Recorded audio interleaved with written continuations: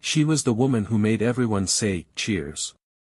With a dazzling smile, razor-sharp comedic timing, and a mix of elegance and neurotic charm, Shelley Long became America's sweetheart in the 1980s. But just as she reached the height of her fame, she did the unthinkable: she walked away. From sitcom royalty to decades of quiet reinvention, this is the incredible journey of Shelley Long, then versus now. What really happened when she left Cheers? Why did Hollywood suddenly grow quiet? And where is she today? Born on August 23, 1949, in Fort Wayne, Indiana, Shelley Lee Long grew up in a conservative Midwest household. Her father was a teacher, and Shelley was a bright student with early interests in speech and drama. In high school, she won the National Forensic League's Original Oratory category, a sign of her powerful voice and poise. At Northwestern University, she studied drama but left before graduation to pursue a career in entertainment. Shelley moved to Chicago, where she began working in advertising. But her real break came when she joined the legendary improv comedy group The Second City, where her knack for physical comedy and sharp delivery made her stand out. Television would soon come calling. Before her rise to national stardom, Shelley built an eclectic resume. She appeared in dozens of commercials and worked as a host on the Chicago-based TV show Sorting It Out. Her comedic talents became increasingly recognized, landing her supporting roles in films like Caveman, 1981, and Night Shift, 1982, alongside Michael Keaton. But in 1982, everything changed. When Shelley Long was cast as Diane Chambers in NBC's Cheers, no one knew that she would help create one of the most iconic sitcoms in television history. Diane, the pretentious, intellectual waitress opposite Ted Danson's Sam Malone, was the perfect contrast. Their on-screen chemistry, part romance, part intellectual tug-of-war, captivated millions.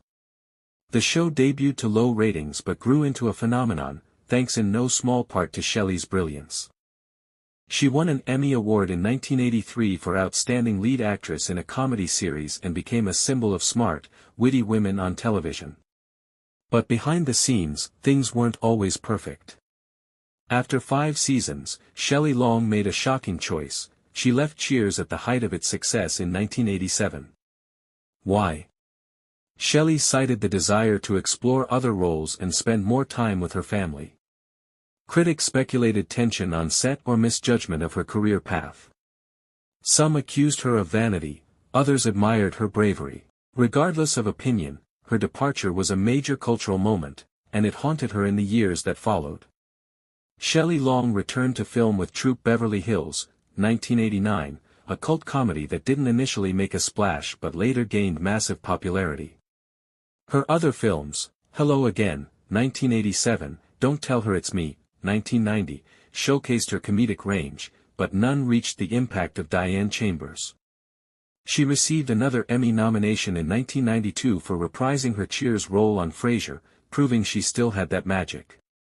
However, Shelley's career slowed. Hollywood had trouble seeing her outside of Diane. Unlike some actresses who rebranded, Shelley remained loyal to her unique brand of intelligence and sincerity. Throughout the 1990s and early 2000s, Shelley dealt with personal challenges that kept her out of the spotlight. She faced depression and reported bouts of isolation. In 2004, tabloids cruelly reported a health scare that turned out to be exaggerated. Despite the headlines, Shelley maintained a deep commitment to her daughter Juliana and rarely engaged with the Hollywood scene. She wasn't bitter, just private. Shelley Long returned to television in surprising and delightful ways. In the 2000s, she played Dee Dee Pritchett, Mitchell's dramatic and overbearing mother on Modern Family. The role was small but memorable, and it introduced her to a new generation of fans. She also made guest appearances on shows like 8 Simple Rules, Boston Legal, and even Family Guy, where her voice returned in animated form. Far from chasing stardom, Shelley chose projects that intrigued her. She often turned down major offers, including major reality TV deals, preferring meaningful, if lower-profile, work. Shelley Long's career is a fascinating study in artistic integrity. She didn't chase box office hits. She didn't crave red carpet attention. She wanted interesting roles, meaningful stories, and control over her own path. As Diane Chambers, she helped define the modern sitcom heroine, a mix of intellect, insecurity, and charm. As a performer, she proved that women could be both funny and complex.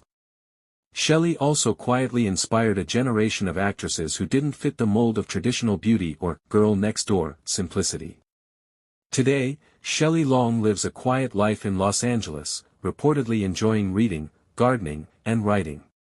She hasn't officially retired but chooses to engage with projects only when they truly inspire her. She is sometimes spotted by paparazzi walking her dog or shopping alone, usually dressed casually and without makeup, a symbol of authenticity in a world obsessed with image.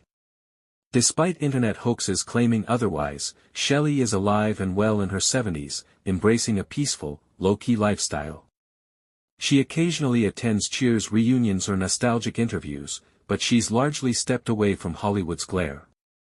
Then, Shelley Long was the radiant, cerebral sitcom queen who redefined female leads in comedy. She was daring, outspoken, and brilliantly funny. Now, she's a quietly elegant woman who chose peace over popularity, substance over stardom, and depth over drama. Her story isn't about fading away, it's about choosing your own ending. She could have played it safe. She could have stayed in the bar, week after week, milking the fame. But Shelley Long chose a different path, her own. From cheers to quiet cheers of appreciation from loyal fans, her legacy remains intact. She may have stepped away from the screen, but the laughter, the characters, and the brilliance live on. To Shelley Long, an icon who never needed the spotlight to shine.